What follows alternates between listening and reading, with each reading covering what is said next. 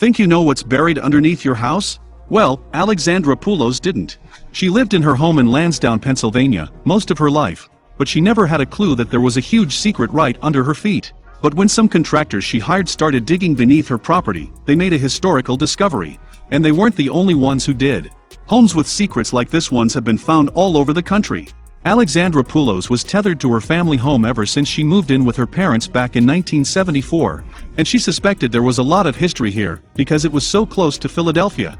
In fact, she told reporters in June 2018, "When I was a child, I would have random dreams about there being other rooms in the house. I'd look it up on dream meaning sites and people always thought I just had a crazy imagination." It turns out, she wasn't imagining things. At the time of her interview, she was 43 years old and the owner of the property. She told reporters how her aging father signed the house over to her so she could rent it out to a tenant and manage the property. It was during that time that she recalled a neighbor telling her dad that there was another room underneath the basement, but she had bigger problems to worry about. The tenant called and told Poulos that the house's oil tank and walls in the basement had been damaged. So, she immediately hired workers to come fix the damage. But later that night, she started thinking about what the neighbor had told her dad and started digging around on the internet for some answers, and she found some. Poulos called one of the masons at Baldwin Masonry, who she had hired to fix the basement walls, and asked if he could dig deeper. Then she explained how she read online that another house in the area had a secret underground room and was convinced her home had one too. Intrigued by her request, the mason stopped by the next day and did as she asked. A few hours later, Poulos' tenant called her and said, "You're not going to believe this. They found it." To which Poulos exclaimed, "You're joking." But it turns out that he wasn't. As luck would have it, there was a secret room 14 feet underneath the basement that was used to hide people before the Civil War. The room was designed to hide those people who had fled from their owners. They would often stop in this region before making their way to Canada. In that moment, Poulos realized that the secret room underneath her home was part of the Underground Railroad. So she reached out to the local historical society and learned that Lansdowne was home to well-known abolitionists.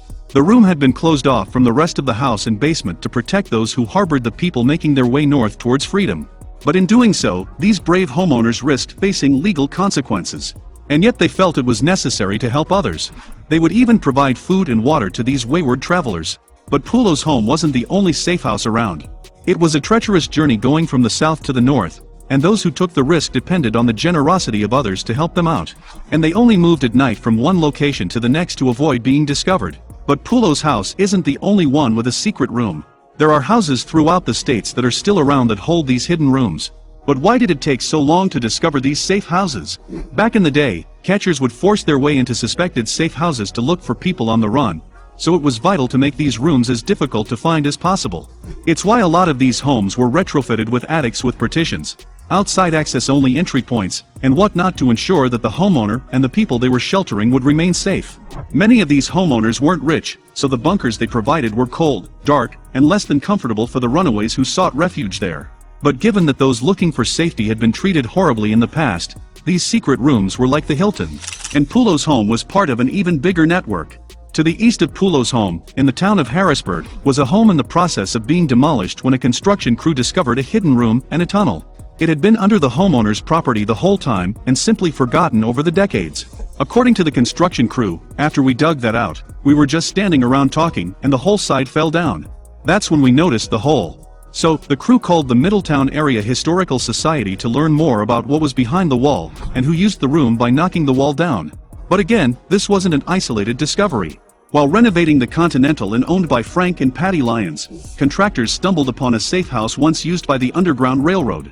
Curious, Lyons used a ladder to climb 10 feet down and discovered artifacts that were at least 150 years old. Since then, he's been removing them one by one and in the process, embracing the past.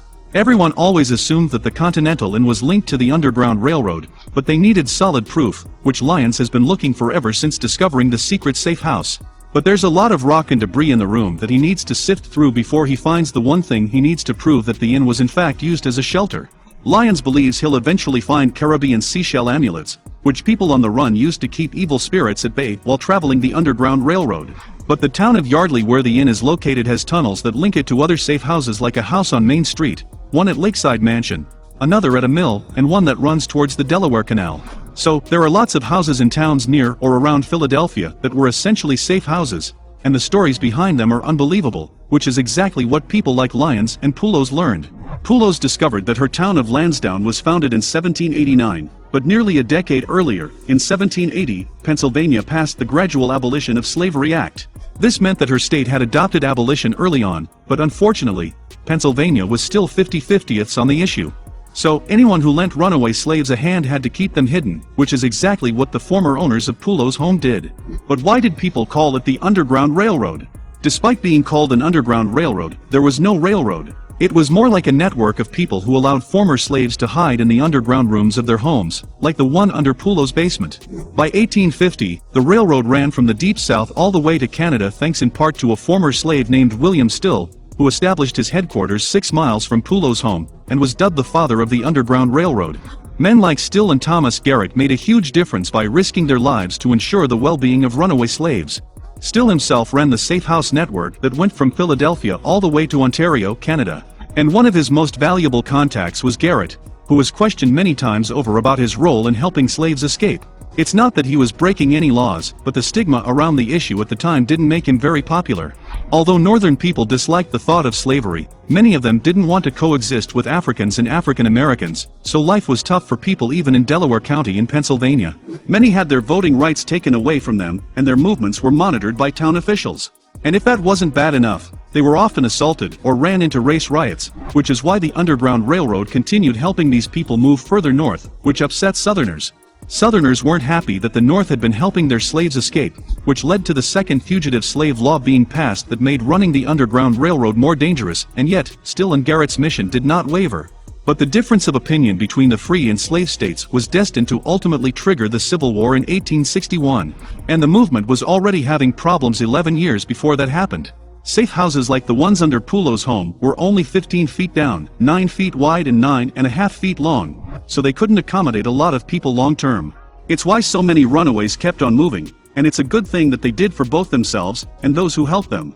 The Fugitive Slave Act of 1850 stated that anyone helping slaves escape would get fined $1,000 and face up to 6 months behind bars. It's why the former slaves opted for Canada, whose laws towards blacks were far more merciful. Unfortunately, some allies paid the price along the way. In 1848, a complaint was issued against Garrett for helping a family of former slaves escape the state of Maryland. And while facing a jury of his peers, he gave a touching speech to appeal to everyone's humanity. One juror even begged for mercy, but the judge ordered that every dollar Garrett owned go to the master who had lost his slaves, essentially leaving Garrett penniless. But he swore he wouldn't give up, which put him in serious danger. Many of his enemies in the South put a $10,000 bounty to catch Garrett helping slaves escape. But despite a close call with a group of bounty hunters whom he invited to dinner to change their minds, Garrett was able to continue to fight the good fight until the Constitution guaranteed the rights of black people. But no one might have even remembered what Garrett did if it hadn't been for his friend, Still. The reason we all know about what heroic pioneers like Garrett did for the Underground Railroad is thanks to Still, who kept impeccable records of the events. In fact, after the Civil War ended, he wrote the Underground Railroad, which provided a lot of the information we know about this incredible movement. And the room in Poulos' house offers even more insight into this pivotal moment in American history. The safe house in Poulos' home is a tribute to what happened before, during, and after the Civil War. And now that it has been discovered, we're learning more about why the Underground Railroad was so important to ensure the safety of those who were looking to find freedom from slavery and persecution.